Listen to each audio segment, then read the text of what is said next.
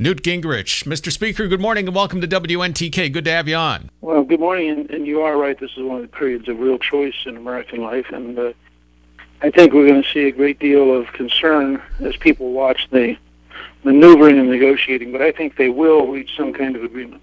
Now, it's impossible not to have you on and ask what you would do. So what is this current session of Congress not getting that you were able to get and do and accomplish? Well, there were three really big differences. One was that we also had the Republican Senate, and I think if you had Mitch McConnell as the Republican Senate Majority Leader rather than Harry Reid as the Democrat Senate Majority Leader, you'd have a much better chance of getting something really big done. Second, we had a much better economy. During the period I was Speaker, unemployment dropped from 5.6% down to about 4.2%. Bill Clinton was, in the end, willing to be practical, and we had very tough negotiations. But we were able to sit down face-to-face and negotiate a deal, and he really was so much further to the center than President Obama is, and he was so much more flexible than President Obama. I don't think there's any comparison of the environment. I think President Obama is trying to impose a very radical vision of America, and I think the result has been that it is, it's very hard to negotiate with him because, as you watched him again last night, he basically says over and over again, I want what I want, and I want what I want now, and I'm not going to accept anything except what I want. And you can't govern the country by dictating terms and like that. You got to find some way to work together and to find a common ground. Mr. Speaker, you've been out there on the campaign trail, not only in New Hampshire, but across the country. How angry are Americans, and what do you say to them when you say, well, elect me as president and I will do fill in the blank? Well, I mean, first of all, I think people are as much frightened as angry. I think they look at the economy, they look at what's happening in Greece, and they look at the whole danger that we're going to slide into a deeper depression than we already are. I mean, this is a depression. This is over 9% unemployment for the longest period since the Great Depression. Housing prices have dropped more than they dropped during the Great Depression.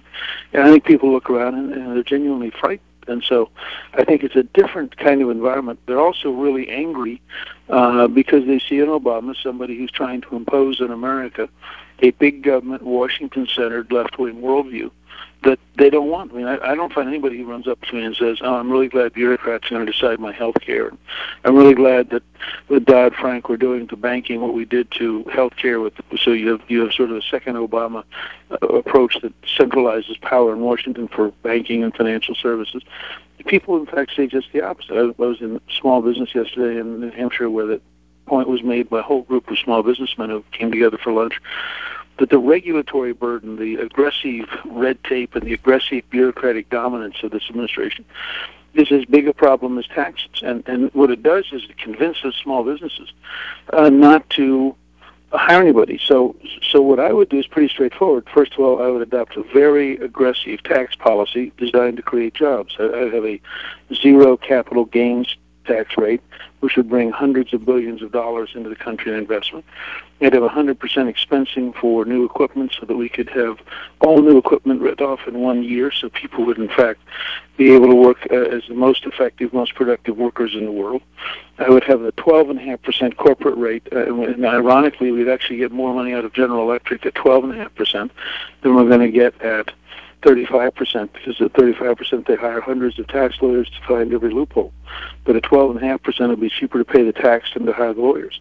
It would also liberate about $1 trillion of profit that are currently locked up overseas by companies that don't want to come. They don't want to pay the 35% tax rate. Finally, I would eliminate the death tax permanently so that family businesses could focus on job creation and economic growth rather than focusing on avoiding the tax collector. On regulations, I would repeal the Dodd-Frank bill, which is a disaster and is going to make the banking system much worse and much weaker and much more corrupt and political. I would repeal the Sarbanes-Oxley bill, which has had no positive effect but has crippled startups of new small venture capital firms and really cut down the pipeline of new businesses and new jobs in this country. Modernize the Food and Drug Administration so that we could move science from the laboratory to taking care of you as a patient as rapidly as possible, which would create millions of new health jobs in the U.S., exporting health products worldwide. And I would replace the Environmental Protection Agency with a brand new Environmental Solutions Agency designed to create a better future by having people work together collaboratively so that you have both a better economy and a better environment at the same time. These are the kind of very bold changes we need if we're going to get back to a full employment economy. Mr. Speaker, we've only got about 20 seconds left. Do you have enough money to stay in this race? No, I think so. I mean, obviously, anybody who's listening, we'd love for you to go to newt.org, and we're looking for all the supporters we can get. But we're also raising money every single day, and I think there are people who want to have a substance-oriented leader who, as you pointed out, has balanced the federal budget for 4 straight years and has reformed welfare, which is the largest entitlement reform of your lifetime, and created the first tax cuts in 16 years and helped the economy grow so that unemployment dropped to 4.2%. And I think when people look at that kind of a record of actual achievement, it's very helpful, and I think we are, in fact, raising money. Yeah. Former House Speaker Newt Gingrich running for President of the United States. Mr. Speaker, thank you. Love to have you back on and stretch out and spend some more time talking about the issues of the day. Appreciate your time. Thank you.